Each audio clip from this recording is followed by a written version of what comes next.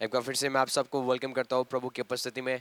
आप मुझे कैसे भी वॉच कर रहे हो, आप मुझे कैसे भी देख रहे हो, मैं बिलीव करता हूँ आज का दिन प्रभु आपके लिए एक बड़ी आशीष को लेके आएगा, एक बड़ी बरकतों को लेके आएगा। सो जितने भी लोग मुझे समय वॉच कर रहे हैं, मुझे देख रहे हैं, आप इस सरमन को लोगों तक पहुंचा सकते हो ताकि वो लोग भी इस सरमन के द्वारा वो ब्लेस हो सके और आशीर्वादित हो सके। और मैं आकाश एंजल दिल्ली से आपके बीच में लाइव हूँ इस समय, और मैं बिलीव करता हूँ प्रभु आज आपके जीवन में काम करेगा, अपने वचनों के द्वारा आपको ब्लेस करेगा, अपने वचनों के द्वारा आपको आशीर्वादित करेगा। सो आइए आज हम प्रभु के वचन में से बहुत इंपॉर्टेंट टॉपिक जो मैं आज आपके बीच में सिखाने जा रहा हूँ, और वो आपको डेफिनेटली ब्लेस करेगा और आपको डेफिनेटली आशीर्वादित करेगा। आमीन। आइए हम वचन को सीखने से पहले हम एक छोटा सा प्रार्थना करेंगे। हेवनली फादर, हम आपके प्रेजेंस के आगे आते हैं, आपकी उपस्थिति में आते हैं। होली स्पिरिट, अपने वचनों को आप हमें सिखाएं। यीशु मसीह ने जो कुछ भी इन वचनों में रख के गए हैं प्रभु, छोड़ के गए हैं प्रभु, इन वचनों को आप रिवील करें पवित्र आत्मा। हमारे अंदर समझ नहीं है, हमारे अंदर ज्ञान नहीं है कि इसको हम अंडरस्टैंड कर सके, पर होली स्पिरिट आज इन स्क्रिप्चर्स को आप रिवील करें, आज इन स्क्रिप्चर्स को आप ओपन करें हमारे आगे प्रभु जी, ताकि इन ब्लेसिंग्स को जो वचन के अंदर है उसको हम अपने जीवन में रिसीव कर सकें। स्वर्ग के पिता, आप ब्लेस करें जितने भी लोग आज ये मीटिंग को, ये सरमन को सुनेंगे, वो ब्लेस होते हुए जाएंगे, आशीषित होते हुए जाएंगे। उनकी स्पिरिचुअल लाइफ में एक नया अपग्रेड आएगा, ये आत्मा में मजबूत होते हुए जाएंगे, ये अपने आप को अपग्रेड करेंगे in the name of Jesus Lord. आप हर एक जन को ब्लेस करें और आशीर्वाद करें। In Jesus mighty name we pray, amen and amen and amen and amen. So एक बार फिर से मैं आपको वेलकम करता हूँ प्रभु की उपस्थिति में, और आज मैं आपको सिखाऊंगा लव इज अ वेपन। प्रेम एक हथियार है, इसको हमें समझना है। प्रेम क्या है? एक हथियार है। परमेश्वर चाहते हैं कि आप और मैं प्रेम में चले। आमीन। जब हम प्रेम की बात करते हैं तो प्रेम एक सबसे डिफिकल्ट चीज है जो आज क्रिश्चियंस को हम चलते हुए नहीं देखते।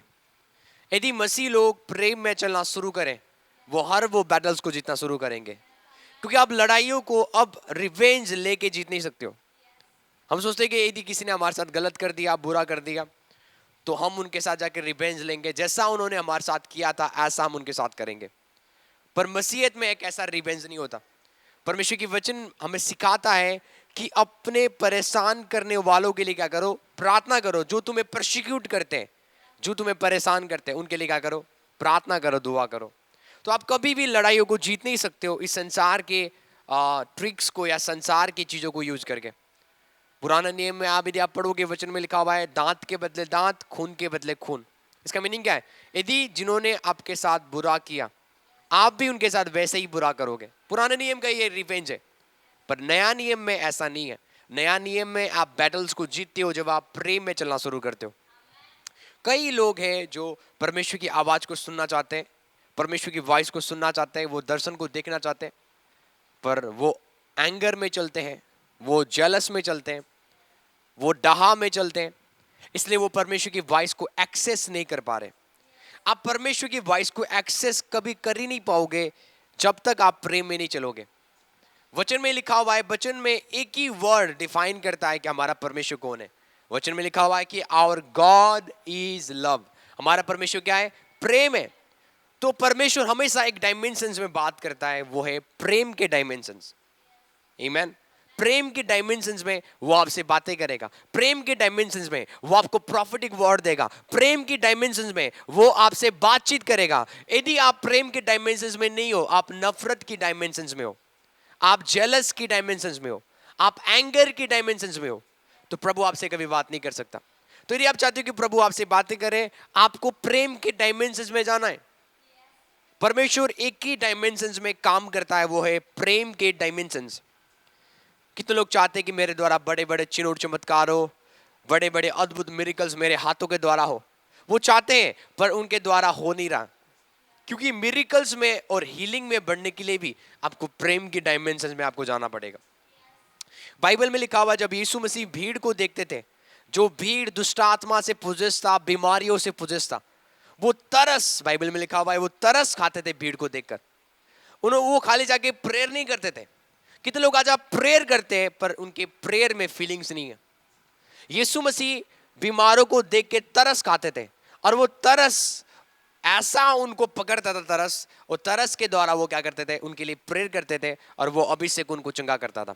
तो अभिषेक भी या हीलिंग्स भी या डिलीवरेंस भी तभी आपके जीवन से होगा, तभी आप लोगों को आजाद कर पाओगे जब आप प्रेम में चलोगे। कि लोग चाहते हैं कि प्रभु की आवाज सुनना पर वो सुन नहीं पा रहे क्योंकि आप एंगर के डायमेंशंस में हो। जिस दिन आप गुस्से के डायमेंशंस में निकल जाओगे, एंगर के डायमेंशन से आप निकल जाओगे और जेलस की डायमेंशन से आप निकल जाओगे, उस दिन आप पवित्र आत्मा की आवाज को सुनोगे और वो पवित्र आत्मा का आवाज आपको लीड करेगा, आपके जीवन को जू का तू कर देगा, आपके जीवनों को बदलना शुरू करेगा। जितने भी ग्रेट मैन ऑफ गॉड जिसको आज आप जानते हो, जितने भी अपोस्टल्स, जितने भी प्रॉफिट्स जो बाइबल में आप देखते हो, वो सक्सेसफुल इसलिए थे क्योंकि वो पवित्र आत्मा की आवाज को सुन के चलते थे। वो सीख गए थे कि कैसे पवित्र आत्मा की आवाज को हमें सुनना है। आप कभी भी अपोस्टल्स को एंगर में चलता हुआ नहीं देखोगे। अपोस्टल्स, प्रॉफिट्स, चाहे वो नया नियम में आप देखोगे, आफ्टर द न्यू टेस्टामेंट, पुराने नियम के बाद जब नया नियम आया, जब पवित्र आत्मा आया, तो पतरस इतना खतरनाक बंदा था। यदि आप देखोगे वचन में लिखा हुआ है, यीशु मसीह 3.5 साल तक यीशु मसीह के साथ पतरस और उसके चेले थे। 3.5 साल तक यीशु के साथ चेले थे। आप बाइबल में लिखा हुआ है जब गत्समनी बाग में यीशु मसीह को पकड़वाने आए तो बाइबल में लिखा हुआ है कि पतरस ने अपने तलवार को निकाला और महायाजक के कान को उड़ा दिया। तो ये दिखाता है कि 3.5 साल तक यीशु के साथ रहने के बाद भी पतरस का आदत कभी चेंज नहीं हुआ। उसके अंदर तभी भी गुस्सा था, उसके अंदर तभी भी क्रोध था, उसके अंदर तभी भी जेलस था, वो चेंज नहीं हुआ। इमेजिन करो, यीशु मसीह मुझे लगता है दुनिया के सबसे बेस्ट टीचर थे। इतने अच्छे शिक्षा देने के बाद भी पतरस बदला नहीं, पतरस चेंज नहीं हुआ। वचन में लिखा हुआ है, पर जब पवित्र आत्मा 120 के ऊपर उतरा, जब पवित्र आत्मा पतरस के ऊपर उतरा, तो पतरस के अंदर जो गुस्सा था, जेलस था, सब चीज खत्म हो गया। क्योंकि पवित्र आत्मा आपको चेंज करेगा, होली स्पिरिट आपको चेंज करेगा। तो यदि आप चाहते हो कि पवित्र आत्मा में आपको बढ़ना है, पवित्र आत्मा की डायमेंशंस में आपको मूव होना है, तो आपको प्रेम में चलना पड़ेगा। हो सकता है प्रभु आज आपसे बातें करना चाहता है पर आप एक अलग दुनिया में हो। डायमेंशंस का मतलब है एक प्लैनेट, एक दुनिया। परमेश्वर वहां पे बात करता है जहां पे प्रेम का डायमेंशंस है। आमीन। नफरत के डायमेंशन में प्रभु कभी बात नहीं कर सकता। तो प्रभु आपको बोल रहा है, प्रभु आपसे बातें करना चाहता है, पर आप उसके वॉइस को सुन नहीं पा रहे हो क्योंकि आप एक दूसरे प्लैनेट में हो। आप एक नफरत के प्लैनेट में हो, आप एक जेलस के प्लैनेट में हो, आप एक एंगर के प्लैनेट में हो। जब तक आप उस प्लैनेट से निकल के आप प्रेम के डायमेंशन में या प्रेम के प्लैनेट में नहीं आओगे, होली स्पिरिट आपसे बात नहीं कर सकता। वो आपसे बात करना चाह रहा है पर आप उसके आवाज को सुन नहीं पा रहे हो क्योंकि आप एक अनदर प्लैनेट में हो। कितने लोग मेरी बात समझ रहे हैं? तो पतरस और उसके चेले कब बदले? यीशु मसीह के सारे चेले तब बदले जब पेंटिकोस के दिन पवित्र आत्मा उनके ऊपर उतरा। तब वो बदलने लगे, तब वो चेंज होने लगे। क्योंकि बिना पवित्र आत्मा का कोई चेंज नहीं हो सकता, बिना होली स्पिरिट के कोई अपने आप को बदल नहीं सकता। आमीन।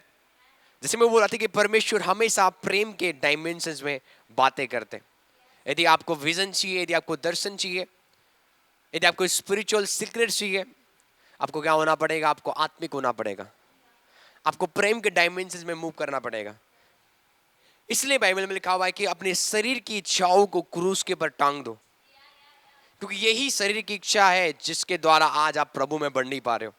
इसलिए पौल कहता है कि मैं अपने शरीर को डेली मारता कुड़ता हूं और अपने बस में लाता हूं। उसका बोलने का मतलब क्या है? उसका बोलने का मतलब ये है कि मैं अपने शरीर के हर वो डिजायर को, इच्छाओं को क्रूस के ऊपर टांगता हूं, मतलब उसको डेली मारता हूं। उसके अधीन में मैं नहीं चलता हूं।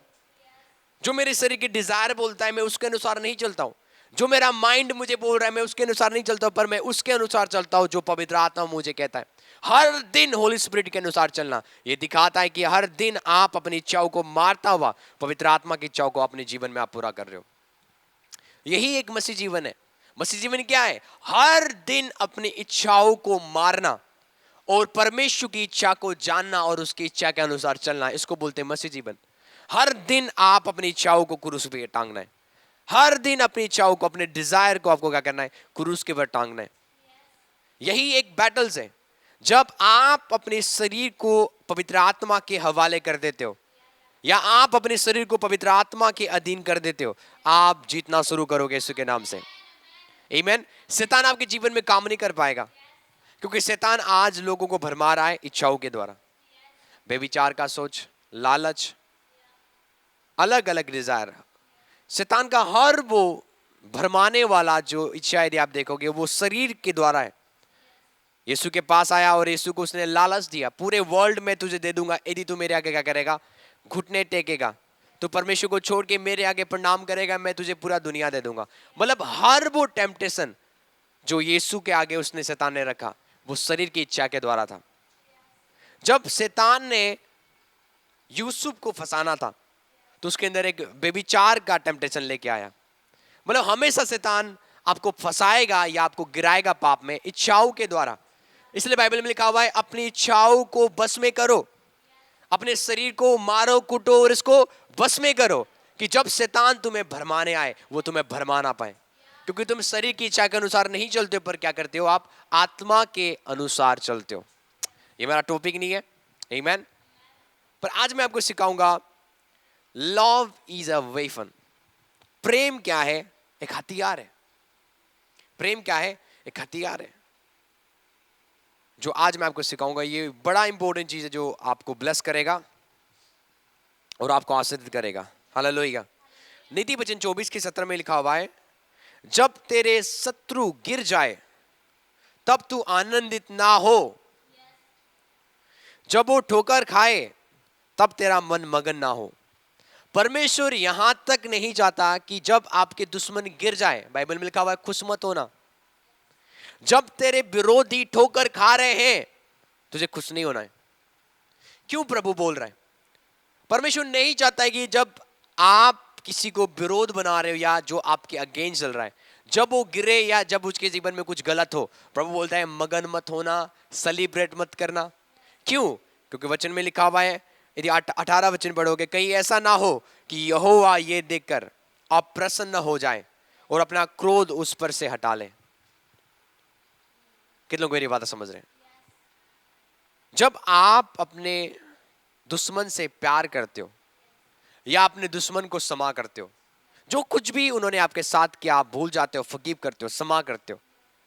और ये क्षमा ऑटोमेटिकली आता नहीं है। ये क्षमा आप तभी कर पाओगे जब पवित्र आत्मा को आप काम करने दोगे, जब होली स्पिरिट को आप काम करने दोगे। जितना आप पवित्र आत्मा को अपने जीवन में आप काम करने दोगे, उतना तुम नम्र बनते हुए जाओगे। क्या बनते हुए जाओगे? नम्र बनते हुए जाओगे। होली स्पिरिट आपको नम्र बनाता हुआ जाएगा। पवित्र आत्मा आपको क्या बनाएगा? नम्र और दीन बनाएगा। पवित्र आत्मा आपको सिखाएगा अपने विरोधियों को क्षमा कर, जैसे यीशु ने उनको क्षमा किया, उन डाकुओं को क्षमा किया, उन सिपाहियों को क्षमा किया, जिन सिपाहियों ने यीशु मसीह को कोड़े लगवाया था, जिन सिपाहियों ने यीशु मसीह के दाढ़ी को नोचा था, जिन सिपाहियों ने यीशु मसीह को थूका था, गलत बोला था, निंदा किया था, यीशु मसीह ने उनको क्या बोला? हे पिता, आप इनको क्षमा कर दे, ये जानते नहीं है ये क्या कर रहे हैं। यीशु मसीह का प्रेयर ये नहीं था क्रूस के ऊपर कि पिता आप इनको नाश कर दे, क्योंकि उन्होंने तेरे बेटे को क्रूस के ऊपर टांगा, इन्होंने मेरी निंदा किया, इन्होंने मेरी बेइज्जती की, इन्होंने थूका मेरे मुंह में, इन्होंने मेरे दाढ़ी को नोचा, स्वर्गीय पिता आप इनको नाश कर दो। नो। उस समय क्रूस के ऊपर यीशु मसीह नफरत को अपने अंदर आने नहीं दिया। उन्होंने बोला मैं इनको क्षमा करता हूं, जैसे मैंने इनको क्षमा किया स्वर्गीय पिता, ऐसे ही आप इनको क्षमा करें। जब यीशु मसीह ने क्षमा किया, उसकी वजह से यीशु मसीह को स्वर्गीय स्थानों में सबसे ऊपर बिठाया गया। बाइबल में लिखा हुआ है नम्रता की वजह से यीशु मसीह ने क्रूस की मृत्यु को सह लिया और अपने आप को इतना नम्र बनाया, अपने आप को इतना शून्य कर दिया। उसकी वजह से बाइबल में लिखा हुआ है कि यीशु मसीह को सबसे श्रेष्ठ नाम दिया गया। वो श्रेष्ठ नाम हेवन में भी काम करता है, वो श्रेष्ठ नाम पृथ्वी के निचली जगह में भी काम करता है, वो श्रेष्ठ नाम इस पृथ्वी में भी काम करता है। बाइबल कहती है यीशु मसीह को वो नाम दिया गया जो सब नामों से श्रेष्ठ है, महान है। और उस नाम के आगे बाइबल में लिखा हुआ है हर एक नाम घुटना टेकेगा, हर एक प्राणी घुटना टेकेगा, चाहे वो हेवनली विंग से, चाहे वो एंजल से स्वर्ग के, चाहे वो डिमोनिक वर्ल्ड के एंजल से, चाहे वो इस संसार की बीमारी है, चाहे वो अंधकार की शक्ति है, वो यीशु के नाम के आगे क्या करेंगे? घुटने टेकेंगे, बिकॉज ऑफ द हम्बलनेस। ये क्राउन प्रभु ने, परमेश्वर ने यीशु को इसलिए दिया नम्रता की वजह से। जब आप अपने विरोधियों को क्षमा करते हो, जब वो आपके साथ गलत करते, जब वो आपको फंसाते, जब वो आपको गलत बोलते, बुरा बोलते, आपके साथ बहुत अत्याचार करते, जब आप उनको क्षमा करते हो, समझ लेना आपका प्रमोशन आने वाला यीशु के नाम से। एक ग्रेट ब्लेसिंग्स आप हेवन से रिसीव करोगे, एक ग्रेट ब्लेसिंग्स। आमीन। बोलो एक ग्रेट ब्लेसिंग्स आप स्वर्ग से रिसीव करोगे। सुनो, कितने लोगों को पता है यूसुफ? आपको पता है? आपको समझना है परमेश्वर कैसे रिवेंज लेता है। जिन्होंने आपके साथ बुरा किया, परमेश्वर उनके साथ कभी बुरा नहीं करेगा। परमेश्वर दुष्ट परमेश्वर नहीं है। आमीन।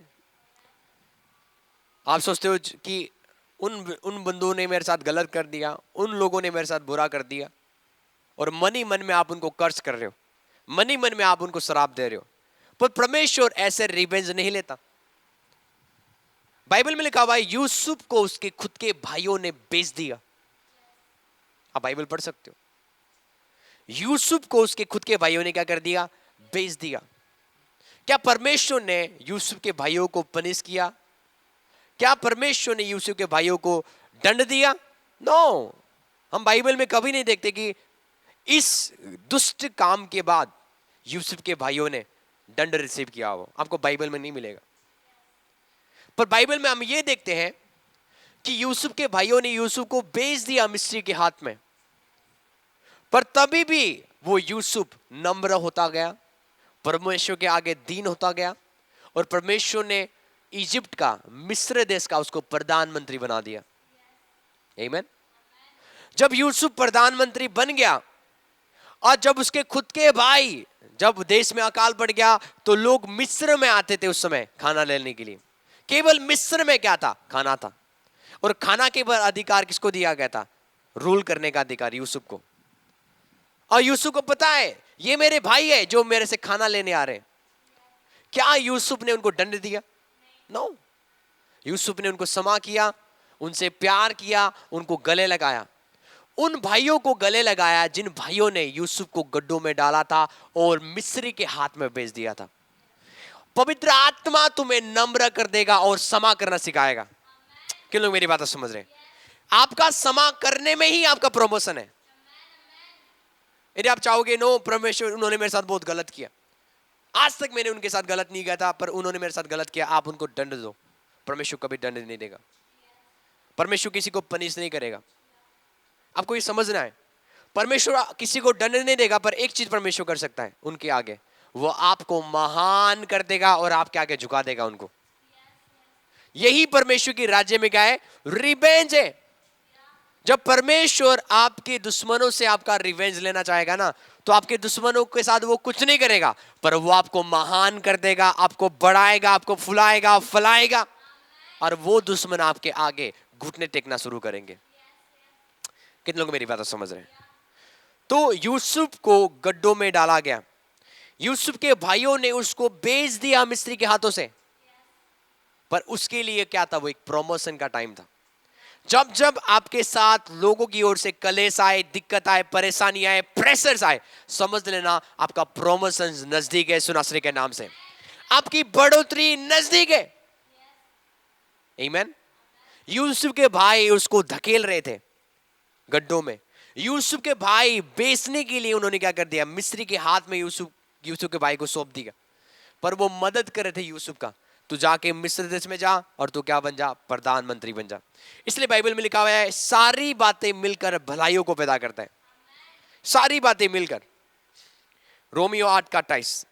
हम जानते हैं कि जो लोग परमेश्वर से प्रेम रखते हैं उनके लिए सब बातें मिलकर भलाई को उत्पन्न करती है।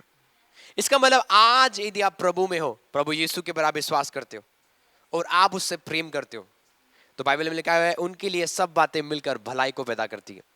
जितने भी प्रेशर, जितने भी दिक्कत, जितने भी कलेश जो आपके जीवन में है, परमेश्वर उसको पकड़ेगा और उसको भलाइयों में बदल देगा यीशु के नाम से।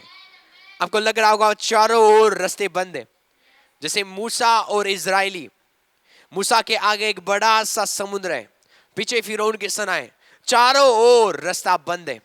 जब ये हालात आपके जीवन में आ रहा है, ये परिस्थिति आपके जीवन में आ रहा है, वचन में लिखा हुआ है सारी बातें मिलकर परमेश्वर क्या कर देगा, भलाइयों में बदल देगा। सारे प्रॉब्लम, सारे कलेश आपके लिए एक मिरेकल्स के कारण हो जाएंगे। वचन में क्या लिखा हुआ है, जब आगे फिरौन का सेना था, पीछे फिरौन का सेना था, आगे बड़ा सा समुद्र था, बाइबल में लिखा हुआ है परमेश्वर ने समुद्र को ही दो भाग कर दिया। जहां पे रास्ते बन ही नहीं सकता, परमेश्वर वहां से आपके लिए रास्ता बनाएगा यीशु के नाम से।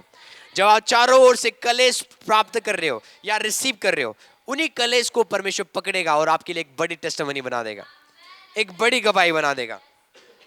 हालेलुया। तो आपको समझना है, कलेश के टाइम में, परसिक्यूशंस के टाइम में आपको चूज करना है, I have to walk in love. मुझे प्रेम में चलना है, मुझे किसी को नफरत नहीं करना है। जब मेरे शत्रु गिर जाए मुझे आनंदित नहीं होना है, जब मेरे शत्रु ठोकर खाए मुझे मगन नहीं होना है। ऐसा ना हो कि परमेश्वर अपना क्रोध उन पर से क्या कर ले, उठा ले। आमीन। इसका मीनिंग क्या है? इसका मीनिंग ये है, यदि तू अपने दुश्मनों को देख रहा है, वो नाश हो रहे हैं और तू रिजॉइस हो रहा है, परमेश्वर बोलेगा मैं अपना क्रोध वाला हाथ उठा दूंगा। ऐसे तुझे रिजॉइस नहीं होना, तुझे आनंदित नहीं होना है जब वो गिरे। हालेलुया। और दूसरा वर्ड जो प्रभु बोलता है आप लोगों को, मुझे, नीति वचन 20:22, कभी मत बोलना कि मैं बुराई का मैं पलटा लूंगा। आमीन। क्या करूंगा? मैं बुराई का पलटा लूंगा, वरन यहोवा का बाट जोना वही तुझे छुड़ाएगा। कितने लोग मेरी बात समझ रहे? कभी मत बोलना मैं क्या करूंगा, पलटा लूंगा। रोमियो 12:19, हे प्रियो अपना पलटा ना लेना परंतु क्रोध को अवसर दो। जब आप अपनी परेशानी, अपनी दिक्कत या अपने दुश्मनों को परमेश्वर के हैंड में छोड़ दोगे, प्रभु मैं इनसे नफरत नहीं करता, मैं उनको कुछ नहीं बोलूंगा, मैंने इनको क्षमा कर दिया है, जो इन्होंने मेरे साथ किया था आप इसको देखो, तो आप परमेश्वर की क्रोध को अवसर दे रहे हो। आमीन। परमेश्वर के क्रोध को अवसर देना कैसे? अपने दुश्मनों को क्षमा करो। आमीन। जब आप अपने दुश्मनों को क्षमा करोगे, परमेश्वर उनको कलेश देगा, फिर ऐसा कलेश देगा वो उठ नहीं पाएंगे, कुछ नहीं कर पाएंगे वो। पर यदि आप अपने दुश्मनों को क्षमा नहीं कर रहे हो, उनके बारे में आप गलत बोल रहे हो, जैसे वो आपके साथ कर रहे हैं ऐसे ही व्यवहार आप उनके साथ कर रहे हो, आप कभी जीत नहीं पाओगे। क्योंकि परमेश्वर के राज्य में आप लड़ाई को जीतोगे, कैसे जीतोगे? प्रेम में चल के, क्षमा करके, भूल जाके, फॉरगिव करके। आमीन। आपको फॉरगिव करना पड़ेगा। हे प्रियो अपना पलटा ना लेना परंतु क्रोध को अवसर दो, क्योंकि लिखा है पलटा लेना मेरा काम है। प्रभु कहता है मैं ही बदला लूंगा। क्या करूंगा मैं? और मैंने आपको बताया परमेश्वर का बदला नहीं है कि प्रभु उनको पैरालाइज कर देगा। नो, परमेश्वर के बदला क्या है? यूसुफ के भाइयों से परमेश्वर ने कैसे बदला लिया? यूसुफ को महान बना दिया, प्रधानमंत्री बना दिया। तो जितने भी विरोधी हैं आपके, जब आप उनको क्षमा करोगे, परमेश्वर का पलटा क्या है? आपको उन विरोधियों के सामने इतना ऊंचा करेगा, आपके विरोधी जब आपको देखेंगे अपने सिर को ऊंचा करेंगे, ऐसे देखेंगे। आपका धन, आपका प्रॉस्पेरिटी को प्रभु बढ़ाएगा, आपके बिजनेस को वो मल्टीप्लाई करेगा, आपको बढ़ाएगा। आपके दुश्मनों के सामने वो आपके लिए मेज को तैयार करेगा, आपको फुलाएगा, फैलाएगा और बढ़ाएगा। ये परमेश्वर का पलटा है, ये परमेश्वर का बदला है। आमीन। हालेलुया। तो 20 में क्या लिखा हुआ है? यदि हमने 19 पढ़ा, 20 में लिखा हुआ है परंतु यदि तेरा बैरी भूखा हो उसको खाना खिला। आमीन। यदि वो पैसा हो तो उसे पानी पिला। प्रभु क्या बोल रहा है? यदि तेरा बैरी क्या हो, भूखा हो, उसे खाना खिला। यदि वो पैसा हो उसको क्या कर? पानी पिला। क्योंकि ऐसा करने से तू उसके सिर पर आग के अंगारों का ढेर लगाएगा।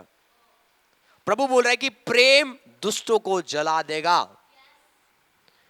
यदि कोई दुष्ट है, यदि कोई आपको फंसा रहा है, यदि कोई आपको गिरा रहा है, यदि आपकी बेरी इतने दुष्ट है, बाइबल में लिखा हुआ है कि जा उसको खाना खिला पिला, यदि कपड़े नहीं है उसको लता दे।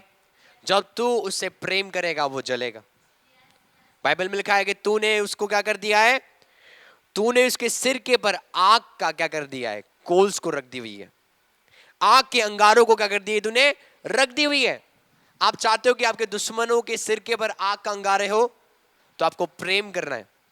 यदि आपके बैरी भूखा है उनको आप खाना खिलाओ, यदि वो पैसा है आप उनको पानी पिलाओ, उनके साथ आप क्या करो, अच्छा व्यवहार करो। आपका अच्छा व्यवहार ही उनको जलाना शुरू करेगा। इसका मतलब प्रेम जलाता है दुष्टों को। आमीन। प्रेम आपके एनिमीज को जलाता है। अब अपने दुश्मनों को आप कैसे हरा रहे हो, जैसे वो कर रहे हैं आपके साथ व्यवहार कर रहे हैं, आप ऐसा नहीं कर रहे हो। आप अपने दुश्मनों को हरा रहे हो प्रेम में चल के। किसमें चल के, प्रेम में चल के। हाँ वो सिस्टर्स जो आपके बारे में 24 घंटा चुगली करती है, हाँ वो ब्रदर जो आपके अगेंस्ट बोलता रहता है, मैं उसी को बोल रहा हूं, जाओ उसको आप चॉकलेट दो, खाना दो, क्लोथ दो, कपड़े दो, जूते दो। जो आपके विरुद्ध बोलते हैं आप उनको देना, आपको भूलना नहीं है। जब आप उनको ऐसा गिफ्ट्स दोगे, बाइबल में लिखा हुआ है तूने उसके सिर के पर फायर का कोल्स किया, फायर का अंगारों को तूने क्या कर दी हुई है, रख दी हुई है। कितने लोग मेरी बात समझ है? क्योंकि परमेश्वर बोलता है कि बुराइयों से, यहां पे क्या लिखा हुआ है, बुराइयों से ना हारो परंतु भलाई से बुराइयों को क्या कर लो, जीत लो। हमें बुराइयों को जीतना है, क्या करके, बुरा करके नहीं, भला काम करके। आमीन। भला काम करके। इफिसियों 4:32 यहां पे लिखा हुआ है एक दूसरे पर कृपालु और करुणामय हो, जैसे परमेश्वर ने मसीह में तुम्हारे अपराध को क्षमा किया है, वैसे ही तुम भी एक दूसरे के अपराधों को क्या करो, क्षमा करो। बाइबल में लिखा हुआ है जैसे परमेश्वर ने तुम्हारे गुनाहों को क्या किया है, क्षमा किया है, ऐसे ही तुम दूसरों के गुनाहों को क्या करो, क्षमा करो। क्या हो गया, उन्होंने आपके साथ बुरा किया, गलत किया, आपको क्षमा करना है। आपने भी गलत किया था, आपने भी पाप किया था। परमेश्वर ने ये बोला तू मुझे कुछ कर मेरे लिए, देन मैं तुझे क्षमा करूंगा। तुझे 24 घंटा प्रे करना है, तुझे 5 दिन तक फास्टिंग करना है, देन मैं तेरे इस पाप को क्षमा करूंगा। परमेश्वर ने कभी नहीं बोला। परमेश्वर ने ये नहीं बोला कि तू मेरे लिए एक मेमने को लेके आ, उसको बलि कर, तब मैं तेरे पापों को क्षमा करूंगा। नो, बाइबल में लिखा हुआ है कि जैसे मसीह ने तुम्हारे सारे पापों को क्षमा किया, वैसे ही जो तुम्हें गलत बोल रहे, जो तुम्हारे विरोधी है, जो तुम्हारे साथ गलत व्यवहार कर रहे, ऐसे ही तुम उनको भी क्या करो, क्षमा कर दो। महात्मा गांधी कहते हैं कि मैं मसीह से प्यार करता हूं पर मसीह के फॉलोअर्स से मैं प्यार नहीं करता हूं। क्योंकि बोलते कि जब मैं मसीह को देखता हूं, उनके आदत को देखकर मैं प्यार करता हूं, पर जब मैं मसीह के फॉलोअर्स को देखता हूं, मसीह के फॉलोअर्स के अंदर मैं मसीह के कैरेक्टर को देखता नहीं हूं। उनका कहने का मतलब यह है कि जैसा मसीह का जीवन था, आज मसीह को फॉलो करने वालों का जीवन नहीं है। जैसे मसीह पवित्रता में चलते थे, ऐसे आज मसीह के फॉलोअर्स पवित्रता में नहीं चलते। जैसे मसीह एक दूसरे के पर कृपा करते थे, दया करते थे, क्षमा करते थे, लोगों के गुनाहों को माफ करते थे, ऐसे मसीह के फॉलोअर्स नहीं है। जब एक परमेश्वर के दास पाप में गिर जाता है, आज मसीह समाज उनको क्षमा नहीं कर पाता। जब एक परमेश्वर के दास को फंसाया जाता है, बदनाम किया जाता है, मसीह समाज आराम से मान लेता है। मैं बोल रहा था ना कि जब परमेश्वर की दास के बारे में ये केस आया, प्रॉफिट बजिंदर सिंह के बारे में केस आया, लोग बोलने लगे ये रेपिस्ट है, ये इन्होंने रेप किया है, इन्होंने ये किया है, बहुत सही हुआ। क्या आपने देखा है उन्होंने रेप किया हुआ? क्या कोई एविडेंट है? क्या कोई पक्का सबूत है? कुछ नहीं है। बस एक केस को डाला गया, लिखितम, कोई सबूत नहीं है, कोई वीडियो नहीं है, कुछ भी प्रूफ नहीं है। आप कैसे बोल सकते हो प्रॉफिट बजिंदर सिंह गलत है? आप जब वो गलत काम कर रहे थे आप थे उनके साथ? नो, आप नहीं थे। तो आप कैसे बोल सकते हो वो गलत है?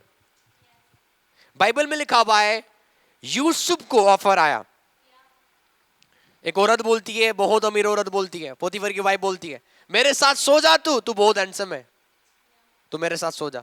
बाइबल में लिखा हुआ है यूसुफ ने मना किया, एक बार नहीं बार बार मना किया। और एक दिन उस औरत ने यूसुफ के कपड़े को उतार दिया और यूसुफ उस जगह से भाग गया। जब लोगों को पता चला यूसुफ क्यों भाग रहा है, वो औरत बोलने लगी ये बंदा मुझे रेप करने वाला था। और पूरे मिस्र देश को पता चला यूसुफ क्या है, रेपिस्ट है, इसने रेप किया है, रेप करने की कोशिश कर रहा था। पर केवल परमेश्वर जानता था यूसुफ इनोसेंट है। केवल परमेश्वर जानता था यूसुफ क्या है, बिल्कुल इनोसेंट है। वो नंगा घूम रहा है पर परमेश्वर जानता है वो इनोसेंट है। इमेजिन करो आप नंगा घूम रहे हो, जैसे यूसुफ भाग गया नंगा, ऐसे आप भाग रहे हो, लोग आपको क्या बोलेंगे? 100% बोलेंगे ये रेप करके आ रहा है, ये कुछ ना कुछ गलत काम करके आ रहा है। पर बाइबल में लिखा हुआ है केवल परमेश्वर जानता था कि यूसुफ इनोसेंट था और परमेश्वर ने उसको छुड़ाया। वो गलत केस में कई सालों तक जेल में रहा, कई सालों तक जेल में रहा। उसने प्रभु के नहीं बोला प्रभु देख मैं तो पवित्रता में चलता था, मैं तो गुनाहगार नहीं था, आपने मुझे जेल में क्यों डाल दिया? तभी भी वो हम्बल रहा, तभी भी उसने कभी भी परमेश्वर का कंप्लेन नहीं किया, परमेश्वर से कंप्लेन नहीं किया मैं इतने अच्छा पवित्रता में चलने के बाद भी आपने मुझे बचाया नहीं। नो, वो हमेशा हम्बल रहा, हमेशा धन्यवाद देता रहा और परमेश्वर ने उसको निकाला, परमेश्वर ने उसको छुड़ाया। तो मान जाओ एक मसीह भाई ने गलत काम कर लिया, बुरा काम कर लिया, हम जो प्रभु में है, प्रभु ने हमें बोला हुआ है कि जैसे मैंने तुम्हारे अपराध को क्षमा किया है वैसे ही तुम उनके अपराध को क्षमा करो। आज क्रिश्चियन क्षमा नहीं करते। मुझे लगता है आज सबसे ज्यादा क्षमा ना करने वाला यदि आप देखोगे ना ग्रुप, वो है क्रिश्चियंस। वो क्षमा नहीं करते।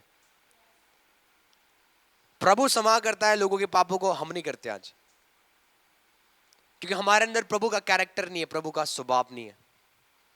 जिस दिन प्रभु का स्वभाव आएगा आप हर एक गुनाह को आप क्षमा करोगे जो आपके भाई ने किया था। आमीन। और मैं आपको एक चीज बताना चाहता हूं, आपको हमेशा चेक करना है आपकी कंपनी किसके साथ है। आपके फ्रेंड्स यदि वो मनी माइंडेड है तो आप ऑलरेडी डेंजर में हो। यदि आपके दोस्त मनी माइंडेड है, वो किंगडम माइंडेड नहीं है, वो मनी माइंडेड है। उनको कैसे ना कैसे क्या करना है, एनी हाउ पैसे कमाओ, कैसे ना कैसे पैसे कमाना है हमें, पैसे के लिए वो कुछ भी करने के लिए रेडी है। मैं आपको बताना चाहता हूं यदि आपके ऐसे दोस्त है, आज आपको छोड़ना है ऐसे दोस्त को, क्योंकि बाइबल में लिखा हुआ है कि यीशु मसीह को पकड़वाने वाला यीशु मसीह का खुद का चेला था। और यहूदा इस्करियोत ने 30 चांदी के सिक्कों में यीशु मसीह को पकड़वा दिया। 30 चांदी के सिक्कों में वो बिक गया। मेरा प्रभु यीशु मसीह चांदी भी, चाहे वो सोना है चाहे वो डायमंड है, मेरे यीशु मसीह को कोई खरीद नहीं सकता। पर वो चोर था, वो मनी माइंडेड था। यहूदा को कैसे न कैसे पैसे चाहिए था। आपको समझ आ रही है? और यहूदा ने क्या कर दिया, यीशु मसीह को बेच दिया 30 चांदी के सिक्कों में। चेक करना है आपके दोस्त ऐसे तो नहीं है जो मनी माइंडेड है, क्योंकि आगे जाके वो आपको बेच सकते हैं, वो आपको फंसा सकते हैं। बाइबल में लिखा हुआ जब उसने महायाजक के साथ ये डील कर लिया, चांदी के 3 सिक्कों में बेचने का डील कर लिया, पैसा ले लिया, तो सिपाही जाने लगे यहूदा इस्करियोत के पास, बोलने लगे। जब उन्होंने यीशु और यीशु के चेलों को देखा, सिपाही बोलने लगे इनमें से कौन यीशु है, हमें बताओ। यहूदा इस्करियोत बोलता है जिसको मैं किस करूंगा वो है यीशु, तुम उसको पकड़ना। और बाइबल में लिखा हुआ जब यीशु मसीह ने देखा कि यहूदा सिपाहियों को लेके आ रहा है यीशु मसीह को पकड़ने के लिए, यहूदा इस्करियोत यीशु के पास गया और यीशु मसीह ने बोला दोस्त जो तू करना चाहता तू कर ले, बहुत जल्दी कर ले। यीशु मसीह ने ये नहीं बोला दुष्ट, यीशु मसीह ने गाली नहीं दिया, यीशु मसीह ने नहीं बोला देख देख देख तूने अपना रंग दिखा दी ना, नो। यीशु मसीह ने बोला फ्रेंड जो तू करना चाहता है जल्दी कर, और बाइबल में लिखा हुआ है यहूदा ने यीशु को किस किया और सिपाहियों ने पकड़ लिया किसको? यीशु को। जो आपको किस करते, जो आपको हक करते, ये मत सोचो वो आपके साथ है, वो आपको पकड़वा सकते हैं। जो आपको बोलते हैं ना मैं तुझे कभी छोड़ूंगा नहीं, मैं तुझे कभी त्यागूंगा नहीं, पतरस ने 3 बार यीशु मसीह को इनकार किया। जो बंदा बोलता था कि प्रभु मैं आपके लिए मरने के लिए रेडी हूं, मैं आपको कभी छोड़ूंगा नहीं, हर कलेश में मैं आपके साथ रहूंगा, पर मैं आपको कभी छोड़ूंगा नहीं। जो बंदा बोलता था कि मैं आपको कभी छोड़ूंगा नहीं, उसने 3 बार यीशु का इनकार किया। और यीशु मसीह के साथ रहने वाले बंदा यहूदा इस्करियोत 3.5 साल तक यीशु के साथ रहा, खाया पिया, यीशु का ही खाया पिया, और उसने चांदी के 30 सिक्कों में यीशु को क्या कर दिया? बेच दिया। तो जो मनी माइंडेड है, जो आपको किस करते, जो आपको हक करते, ये मत सोचो वो आपसे प्यार करते। वो आपको बाहर से किस तो कर रहे, हक तो कर रहे, वो आपको ये तो बोल रहे हम आपके साथ हैं, पर अंदर से वो आपके अगेंस्ट है। वो बस मौका देख रहे आपको कब पकड़े और आपको फंसाए और आपको बेच दे। इसलिए बी केयरफुल। आपके दोस्त ऐसे तो नहीं है जो मनी माइंडेड है। यदि वो मनी माइंडेड है यहूदा इस्करियोत के जैसे, वो आपको कभी भी फंसा सकते हैं, वो आपको कभी भी बेच सकते हैं। इसलिए अपने आगे पीछे या अपने लाइफ में उनको क्लोज आने दो जो प्रभु से प्यार करते हैं। उनको कभी भी अपने जीवन में क्लोज आने मत दो जो मनी माइंडेड है, जो पैसों के पीछे है। आमीन। जो पैसे के पीछे है, उनको आने मत दो। अपने करीब में उनको आने दो जो किंगडम एडिक्टेड है, प्रभु के लिए एडिक्टेड है, जिनके हृदय पाक है, शुद्ध है, उनको अपने करीब आने दो। क्योंकि आपको पता नहीं है यदि वो बंदा मनी माइंडेड है, वो कुछ भी कर सकता है।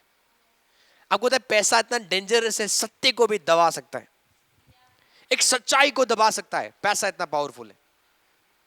और जो मनी माइंडेड है वो नहीं देखते हमें 5 लाख चाहिए, 20 लाख चाहिए, वो सिक्कों में बिक जाएंगे, 1000 में बिक जाएंगे वो, और आपको फंसा सकते हैं।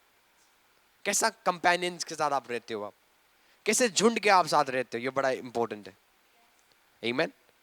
एक वर्ड हम पढ़ेंगे मत्ती 28 का 1। सबत के दिन के बाद सप्ताह के पहले दिन और मरियम मगदलिनी दूसरी मरियम कब्र को देखने आई। देखो एक बड़ा भूंडल हुआ। जब यीशु मसीह तीसरे दिन जी उठ गए या जी उठने वाले थे, हुआ क्या? देखो एक बड़ा भूंडल हुआ और एक प्रभु का एक स्वर्गदूत स्वर्ग से उतरा और पास आकर उसने पत्थर को लुढ़का दिया और उस पर बैठ गया। और उसका रूप बिजली के सा था और उसका वस्त्र पालों की नाई उज्जवल था या स्नो की नाई उज्जवल था।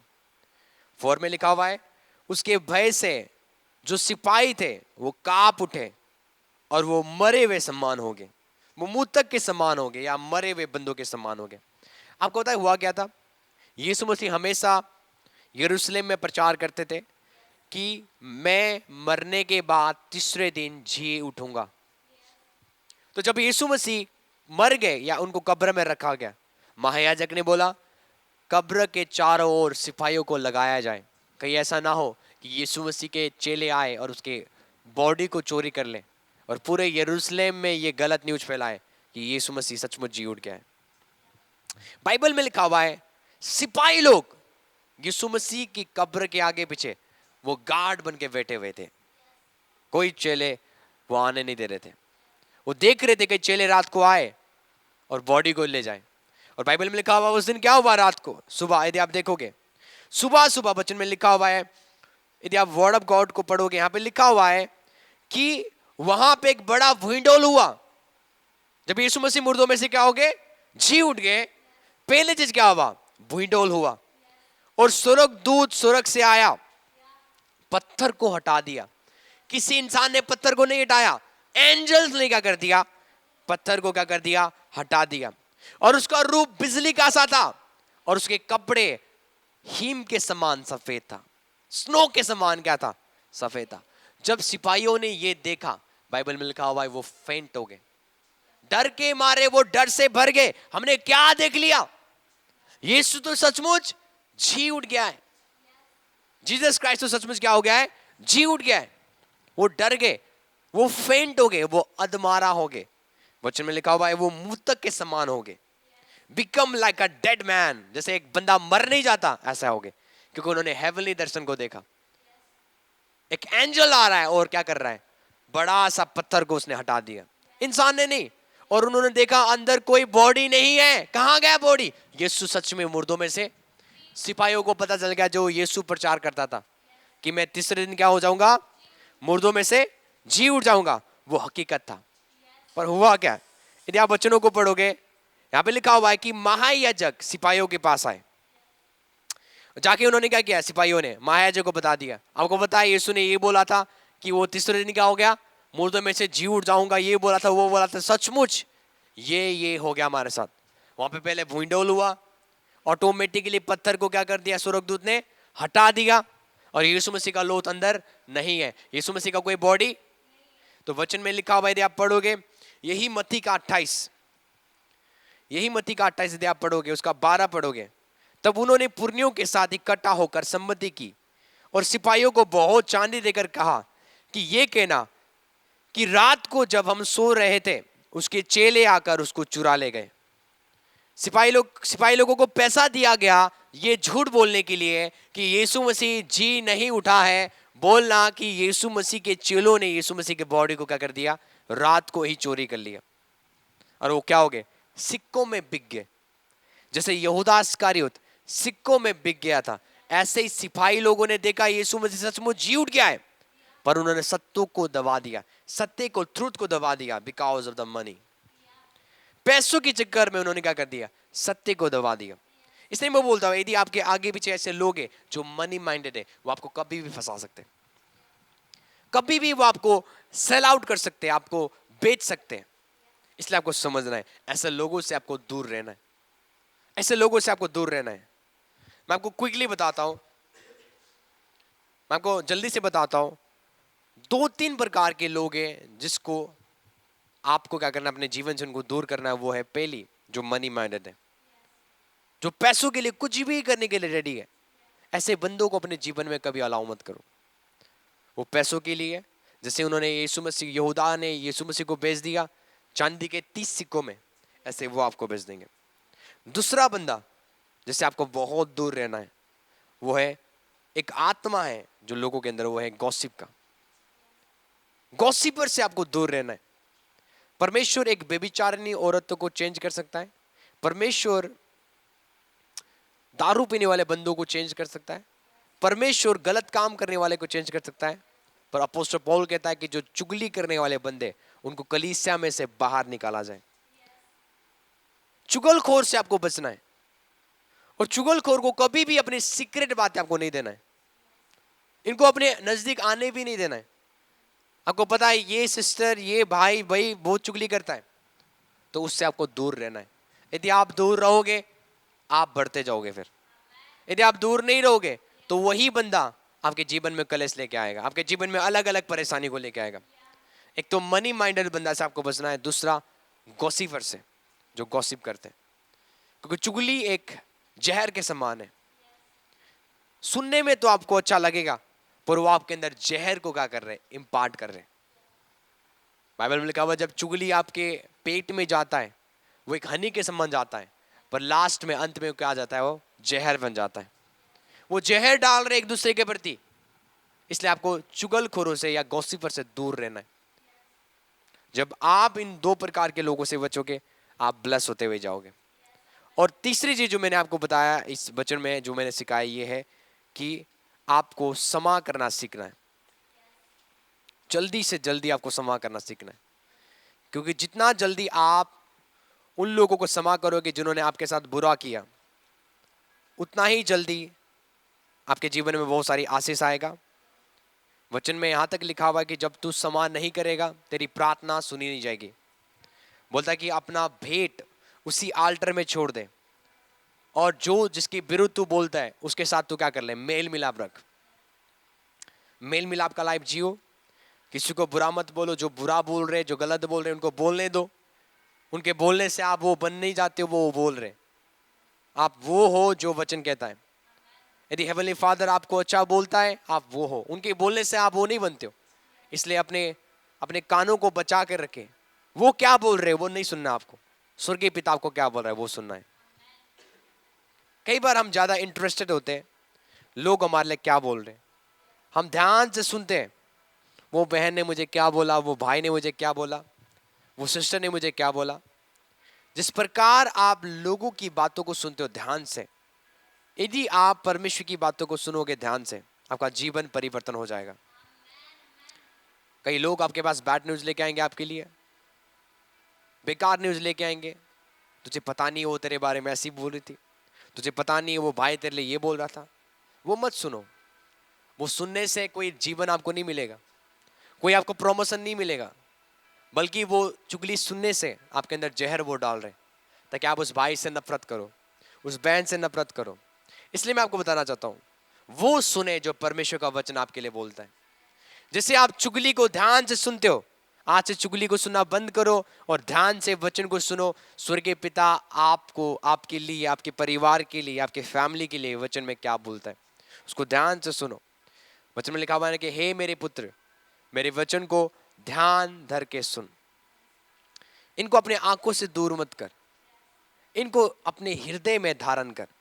चुगलियों को, किसी की बुराई को जो आपके लिए करते हैं उनको अपने अंदर आने मत दो, पर वचनों को अपने हृदय में धारण करो। स्वर्गीय पिता का वर्ड आपके हृदय में जाना चाहिए, ना कि लोगों की चुगली जो वो आपके लिए करते हैं। और यदि कोई आपको गलत बोल रहा है, बुरा बोल रहा है, आपके अंदर इतना सामर्थ होना चाहिए कि आप उनको क्षमा करो। यदि आप क्षमा नहीं कर पा रहे हो, प्रेयर में जाओ, दुआ में जाओ, पवित्र आत्मा से मदद मांगो। स्वर्गीय पिता, जैसे यीशु ने अपने विरोधियों को क्षमा किया, ऐसे ही आप मुझे ताकत दीजिए, जो मेरे साथ बुरा बोल रहे, गलत बोल रहे, मैं उनको क्षमा कर सकूं। मेरे मन में उनके प्रति कोई भी गलत बात ना हो, कोई भी कड़वाहट, कोई भी बुरा सोच मेरे हृदय में ना हो। जैसे आपने उनको क्षमा किया, ऐसे मैं भी इनको क्षमा कर सकूं। जैसे आपने मेरे गुनाहों को क्षमा किया, ऐसे मैं भी उनके गुनाहों को, पापों को क्षमा कर सकूं। तू मुझे अनुग्रह दे, और पवित्र आत्मा आपको अनुग्रह देगा और आप जयवंत होते हुए जाओगे। प्रभु आपको बरकत दे, आशीष दे। God bless you.